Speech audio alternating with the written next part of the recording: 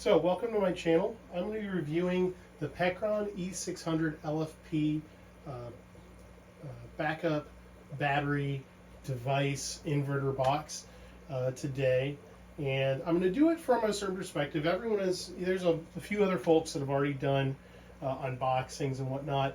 I'm not going to bother with doing that. I wanted to take it from a sort of a different perspective, more practical perspective. One of the main reasons why I purchased this device was to be able to use it in place of a generator on searches for search and rescue. One of the things that we do is we print out maps, we print out paperwork and whatnot. And there's some searches that I've gone on where we didn't have any power. So in those cases, might have used a generator, might have used a inverter that was built into a vehicle or on a ambulance or another rescue vehicle, fire truck. But I wanted to go ahead and have one of those capabilities for me personally, and that's why I picked the E600 LFP. So I'm going to go ahead and plug in this device here. First, we're going to go and turn on AC. Went through a few cycles on it here, and here I'm going to go ahead and do this basically how I would on a search anyway. Say out of the back of your car. So here we're going to go ahead and charge the laptop. I went ahead and pulled up a PDF, a map that's just representative of a state park in the area. That's very similar to what we would use on a search. Print out multiple maps, multiple other pieces of paperwork and whatnot. So here we're actually pulling about 380 watts with when this printer was spooling up, and here we go. We're initializing. I'm going to try this with a couple different printers. This one's a HP M277DW. This is the printer that we generally use at the house, but I have taken it out onto searches here and there. It's probably one of the most economical options for good quality duplexer enabled printer. But we're going to go ahead and see how this works. So while we're charging the laptop, we're going to go ahead and try printing. So I had to go ahead and switch to a lower DPI PDF because this one, the 400 DPI, was taking a while to print. It's something I've run into, especially when using USB on this older LaserJet. So what I'm going to do is print utilizing a 200 DPI map. And we're just going to print directly here. Print on both sides. We're going to print 2 copies. So let's go ahead and see how this works. All right, as we spool up, went all the way up to 703 watts, and now we're back down to 38. 703, right around there, a little over 700 watts is about the max I've run into with this HP color LaserJet printer. It prints perfectly well. Now we've started the print. 735 watts is the peak that's listed on the device. But here we can see it's actually printing perfectly well.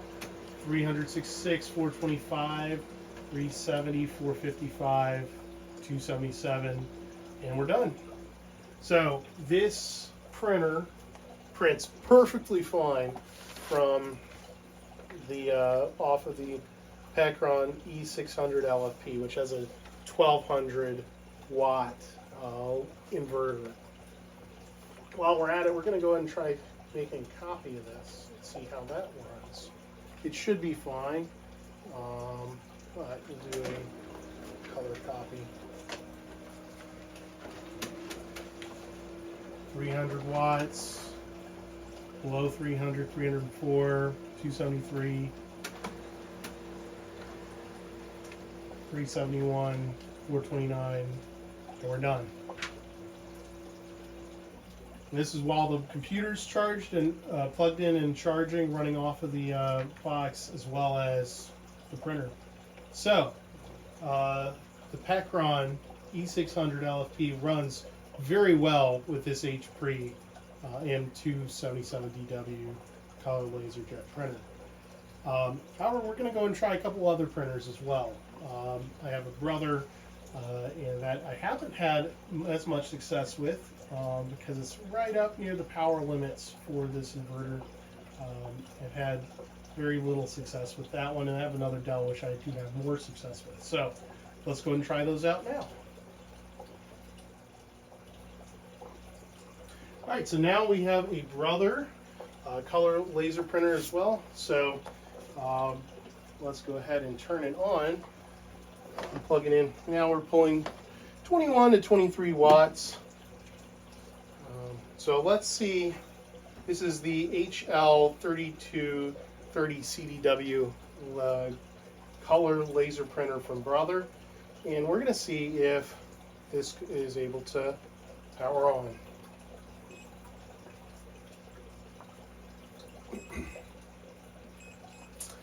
So here you can see it maxed out at 1289 watts, and now we're in an error mode. So we're going to go ahead and turn the inverter off, unplug the laptop just to give this the best chance of working, where the printer is the only thing plugged in. On. There we go, and we'll see if this works. So the printer's starting back up again. Have we maxed out 1356? About this, apparently this Pecron can go a little over 1200 watts.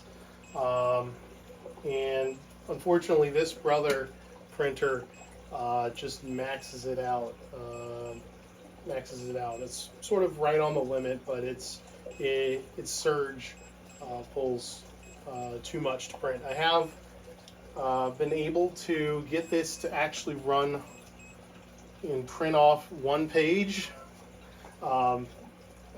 forcing it into eco mode, as well as not starting it out directly. We'll see if we're able to get the printer started. No, this one maxed it out as well. So there was one instance where I was able to get a print off of this printer. Haven't been able to replicate it again. It's probably just the perfect circumstances, but this one is just too much. So now we're going to go ahead and try another as well.